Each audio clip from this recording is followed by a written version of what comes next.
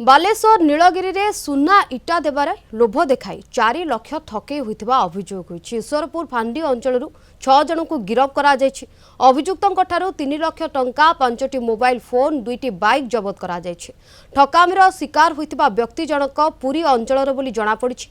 बालेश्वर जिला नीलगिरी संतारगड़िया अंचल को सुना इटा नेबाको आसिथिले व्यक्ति जनक, किंतु सुना इटा मिली नथिला।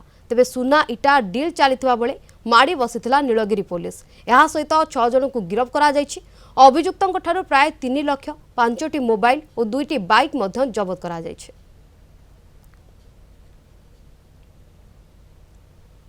जो सुना बिस्कुट आणुछंती जो बाजार में मिलूची प्राय कालकाटा बाजार से मिलूची जमती सुना कॉइन ये सब टाइप रो that is a fake coin सेमती एटा गोटे फेक गोल्ड बिस्कुटा सेटा को से देखेकरी लोक को प्रलोभित कराउछन आम पाखे एत सुना अच्छे आजिका डेट रे जो सुनार रेट बहुत पैसा है बर्तमान से बहुत कम पैसा कहते और जिते तार सांपुल दौरान सांपुल बेले से हाथ सफाई करुँच हाथ सफाई इन द सेन्स से तार गोटे से येटा को ड्रिलिंग ड्रिलिंग करदेहर एम ओरिजिनल सुनाटा गोटे रखी था तार गुंडटे रखी था जिते ये डिलिंग कर कागज मोड़ी दिखती सेटा को अन्य कागज मोड़ी रखी सुनाटा को सी दे दिखती से टेस्ट कलापर से गोटे बिलीव कर जाती आहरी कम पैसा जेहेतु सुना पाँच से प्रलोभित होकर सुना किणवा को आसती।